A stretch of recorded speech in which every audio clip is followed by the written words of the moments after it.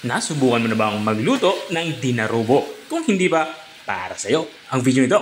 Tara, samahan mo ako. Magluluto tayo ng dinarobo. Simulan natin ating pagluluto. Papainit lang tayo dito ng kawali. At kapag uminit na, nilagyan na natin ito ng mantika. At kapag uminit na nga ang mantika, magsimula na tayo mag-isa. Naglagay na nga ako dito ng bawang. At isusunod ko naman itong ating sibuyas. Pulang sibuyas yung ginagamit ko dito. Pero pwede kayong gumamit dito ng puting sibuyas. Walang problema yan. Tapos natin mailagay yung sibuyas. Maglalagay na din tayo dito ng luya. Hiniwa ko lang ito ng maliliit sa kapahaba. Ang gagawin natin dito ay papalabasin natin yung aroma nitong ating tatlong panggisang sangkap. At kapag ganito na itsura niya, ilalagay na natin itong ating karning manok. Mahigit 1 kilong karning manok nga aking ginagamit dito. Pinahiwa ko na ito na pang serving size sa aking pinagbilhan.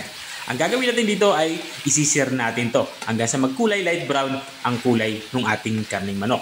Katulad ng nakikita nyo.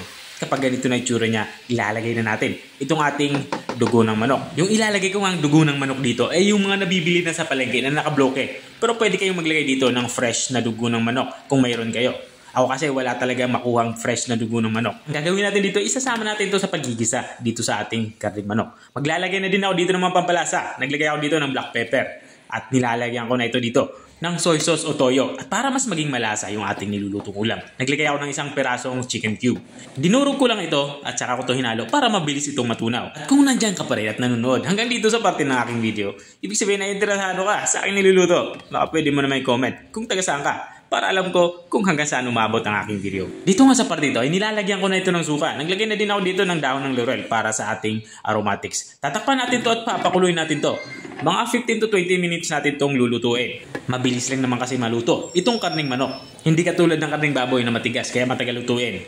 At dito nga sa parte ito ay hinahalo ko muna ito makakalipas ng 5 minutong pagpapakulo. Kasi titimplang ko muna ito. Tinikman ko nga ito kung pasok na sa aking panglasa. Kulang nga ito sa alat kaya nagdadagdag ako dito ng toyo. At tapos kung mailagay yung toyo ay hahaluin ko ulit ito para pantay-pantay yung lasa ng ating nilulutong ulam. Tatakpan natin to at hayaan ng maigayong sabaw. At makalipas nga ng 10 minutong pagsisimmer ay nakuha ko na yung lapot na gusto ko sa aking sabaw.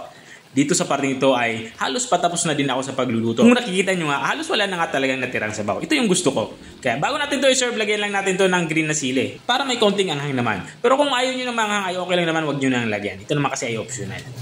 Ito na nga yung ating dinarobo. Kung nakarating ka hanggang dito sa dulo ng aking video, maraming salamat sa panunood. At kung nagustuhan mo naman yung bago nating recipe ibinahagi, baka pwede mo naman to i-share.